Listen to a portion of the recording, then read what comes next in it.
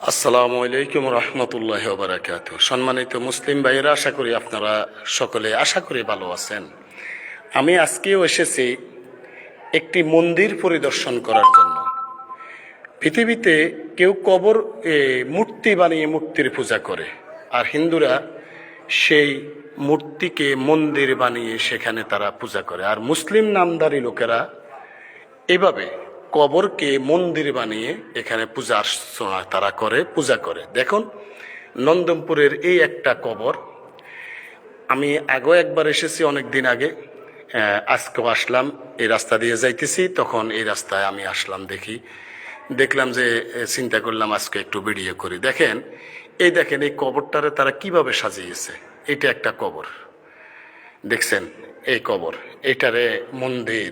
এটা হলো মৃত মানুষকে পূজা করার জন্য তারা এই কবরটা বানিয়েছে। মৃত মানুষদেরকে পূজা অর্চনা করার জন্য তারা এই কবরটা বানিয়েছে। এখানে তারা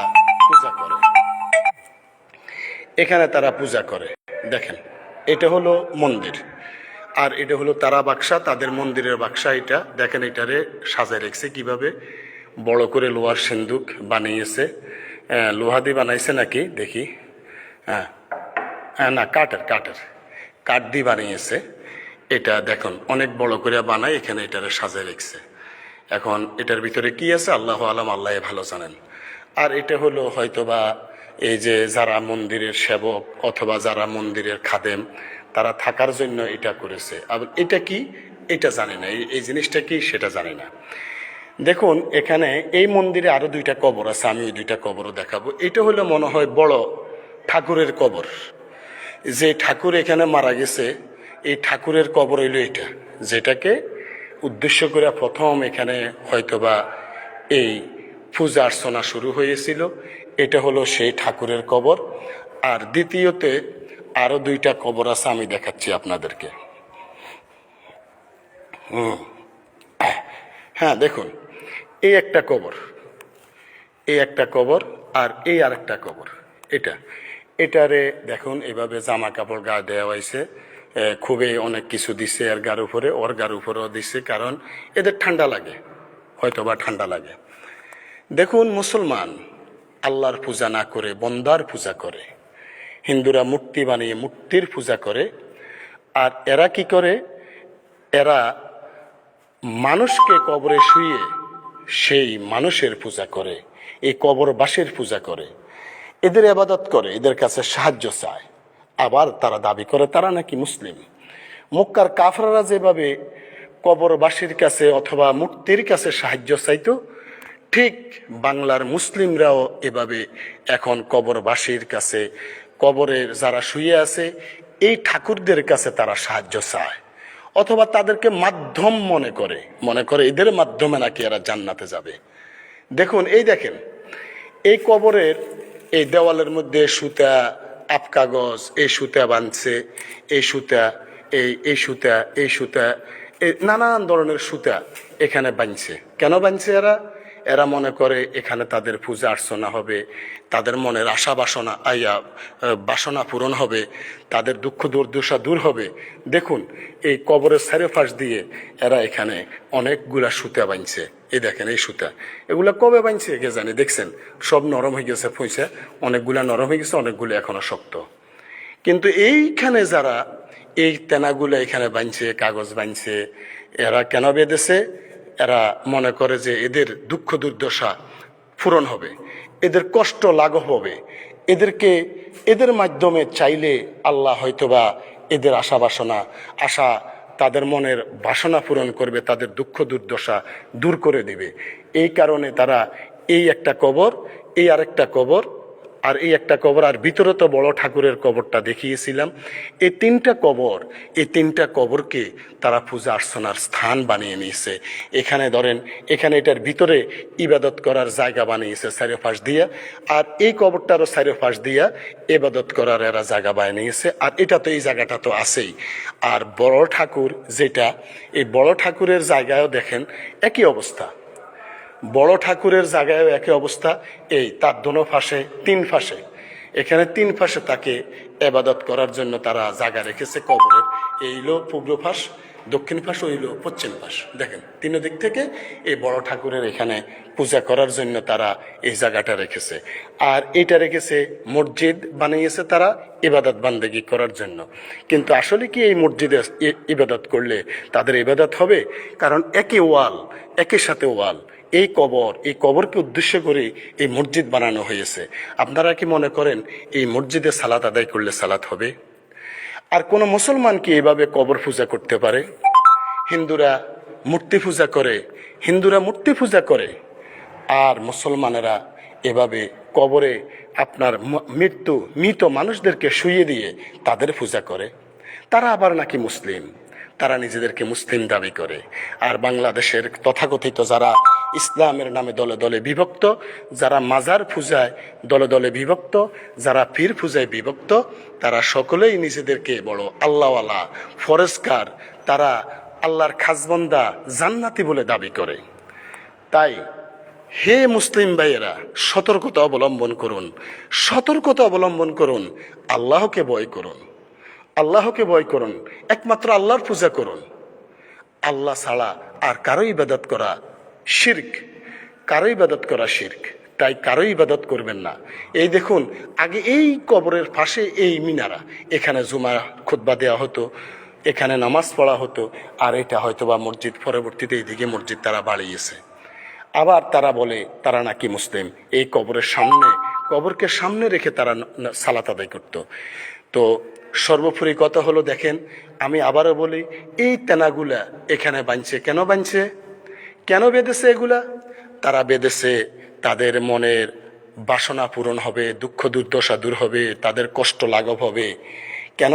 তারা আল্লাহর কাছে চায় না, তারা সরাসরি আল্লাহর কাছে চায় না। যে রব আমাকে সৃষ্টি করেছে, তারা সেই রবের কাছে চায় না। তারা এই মূর্তি, এই কবরবাসী যারা কোনো কথা শুনতে পায় না, তারা যারা বধির, যারা মূর্তি, একবারে মানুষের বানানো মূর্তির মতো, যারা দুনিয়ার মানুষের কথা শুনতে পায় না, তারা কোনো কথার উত্তর দিতে পারে না, যারা দেখা গেছে যে দুনিয়াতে কি হচ্ছে কি না হচ্ছে কিছুই জানে না, এইসব ব্যক্তিদের কাছে, এই মরা ব্যক্তিদের কাছে তারা সাহায্য চায়। দেখুন, আমি আবার যাচ্ছি বড় ঠাকুরের ওখানে, যাচ্ছি। দেখেন তিনটা ঠাকুর একসাথে, একটার পরে একটা মাঠে দিছে। আমি এখানে এই বড় ঠাকুর, এই ঠাকুরদের কাছে চায়। কেন চায়? মনে করে এদের কাছে চাইলে আল্লাহ দিবে। আসলে কি আল্লাহ এদের কাছে চাইলে দিবে? হ্যাঁ, এদের কাছে চায়, মানুষ আল্লাহর কাছে চায় না। এসব ঠাকুরদেরকে অবলম্বন করে, এসব ঠাকুরদেরকে তারা কি করে, এই মাধ্যম বানিয়ে তারা কি করে, আল্লাহর অংশীদার স্থাপন করে। দেখুন, আল্লাহর অংশীদার স্থাপন করে তাদের ঈমান হারা হচ্ছে, কিন্তু তারা বোঝে না, বোঝার চেষ্টা করে না। তাদের ঈমান চলে যাচ্ছে, তারা বোঝার চেষ্টা করে না। তাই আমি দেশবাসী আপনাদের কাছে আহ্বান করব, সকল ধরনের শিরক থেকে নিজেদের ঈমানকে রক্ষা করুন। দেখুন, ঈমান আমাদের অনেক মূল্যবান সম্পদ। ঈমান যদি আমাদের বেঁচে থাকে, ঈমান যদি আমাদের শিরক মুক্ত থাকে, কুফরি মুক্ত থাকে, তাহলে ইনশাআল্লাহ আমরা জান্নাত পাবো। আর যদি ঈমান আমাদের শিরক যুক্ত থাকে, কুফরি যুক্ত থাকে, তাহলে আমরা জান্নাতে যেতে পারবো না। জান্নাতে যাওয়া কশ্চিনকালও আমাদের জন্য সম্ভব হবে না, যদি আল্লাহর কাছ থেকে আমরা তওবা ইস্তেগফার করে মাপ না নিতে পারি। দেখুন, এই যে বাক্সাটা বানিয়েছে, বাক্সাটারে কিভাবে সাজিয়েছে, জাতিকে ধোঁকা দেওয়ার জন্য, অন্ধ জাতিকে ধোঁকা দেওয়ার জন্য কিভাবে আপনার এই বাক্সাটা বানিয়েছে। দেখেন কিভাবে সাজিয়েছে, এখানে একটা বাতি জ্বালিয়েও রাখছে সব সময়। তো যা হোক, অনেক কথা বলেছি। আপনারা হয়তোবা যদি কেউ বুঝেন, যদি বুঝার চেষ্টা করেন। অনেকে তো মনে করে এই কবরের কাছে এসে কিছু বললে একবারে ধ্বংস হয়ে যামু, জ্বলে যামু, ভাবুরে বেয়াদবি করলে এইটা হইব সেটা হইব। কিন্তু দেখেন, আমি এই কবরের পাশে দাঁড়িয়ে, হে অন্ধ জাতি, হে আহাম্মক জাতি, আমি আপনাদেরকে বলে, যারা এই কবরে এসে পূজা করেন, এই বড় ঠাকুর ছোট ঠাকুর এদের এখানে এসে পূজা করেন, আমি ওইখানে দাঁড়িয়ে বলতেছি, কারণ এরা কিছুই করার ক্ষমতা রাখে না। এই মৃত ব্যক্তিরা কিছুই করার ক্ষমতা রাখে না, কারণ এরা দুনিয়াতে কি হচ্ছে না হচ্ছে এরা কিছুই জানে না, কিছু শুনেও না, এরা বুঝেও না। দেখুন, আপনি যদি এখন মারা যান, এখন মরে যান, বা তার আত্মীয় স্বজন কে মারা যায়, এই মৃত ব্যক্তিরা বলতে পারে না।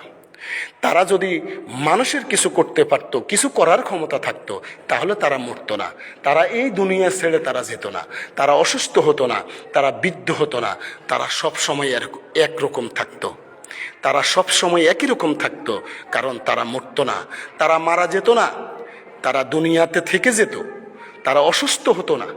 তাই সম্মানিত দিনী ভাইয়েরা, সম্মানিত দিনী ভাইয়েরা, আশা করি আপনারা আমার কথাগুলা বুঝেছেন, বুঝার চেষ্টা করেছেন। সম্মানিত ভাইয়েরা, যারা এই কবরকে পূজা করেন তাদের উদ্দেশ্য আবারও বলি, এই কবরের যারা শুয়ে আছে, যাদেরকে এই কবরে রাখা হয়েছে, তারা পৃথিবীর মানুষের কোনো কিছুই করার ক্ষমতা রাখে না, তারা কোনো উপকার এবং ক্ষতি করার ক্ষমতা রাখে না। এবং তারা যদি মরেও যায়, তারা যদি এই পৃথিবীর মানুষের কোনো উপকার করতে তো পারবে না, এবং তারা যদি আপনার এই দেশের মানুষ যদি আপনার কি করে না করে এটা জানতেও পারে না, তাদেরকে কি করে না করে, দুনিয়ার মানুষ কি করে না করে, তারা এটা জানতেও পারে না। তাই আশা করি গোমরা পথভ্রষ্ট জাতিরা শিক্ষা গ্রহণ করবেন। এটা হলো বড় কুতুব, বড় ঠাকুরের মন্দির, এটা বড় ঠাকুরের মন্দির, আর এটা হলো বড় ঠাকুরের বাক্সা, আর এখান দিয়ে আছে দেখেন বৈঠকখানা, বা এখান দিয়ে এটা আছে। আর এখানে হলো এই মেজো ঠাকুর, এটা হলো মেজো ঠাকুর, যাদেরকে এই জাতির রব মনে করে, এটা হলো মেজো ঠাকুর। এখানে অনেক এই সুতা বাঁধে রেখেছে, এই মেজো ঠাকুরের মনে অনেক ক্ষমতা, এই কারণে এখান থেকে মানুষ অনেক কিছু চাওয়ার উদ্দেশ্যে, পাওয়ার উদ্দেশ্যে এই সুতাগুলা, কাগজগুলা, তেনাতুনে এগুলা বেঁধে রাখছে। দেখছেন, হয়তোবা আপনারা অনুভব করতে পারতেছেন, এই দেখছেন এগুলা সবে আপনার এই তেনাতুনা সব ভাঙা রাখছে, আপনার কি তাদের মনোবাসনা পূরণ করার জন্য। আর এটার মনে এখনো ক্ষমতা এবং জাহির হয় নাই। এটা হলো ৩ নম্বর ঠাকুর, এটারে এখনো ভালো করে দেখছেন, এ ছোট ছোট করে ওয়াল করে রাখছে, এখনো ভালো করে তার এখনো কিছুই করা হয় নাই। যা হোক, আল্লাহ হেফাজত করুন, আল্লাহ আমাদের সকলকে বুঝার তৌফিক দান করুন। আমাকে কল দিতেছে, এই কারণে আমি এখানে আজকে শেষ করলাম। আল্লাহ হাফেজ।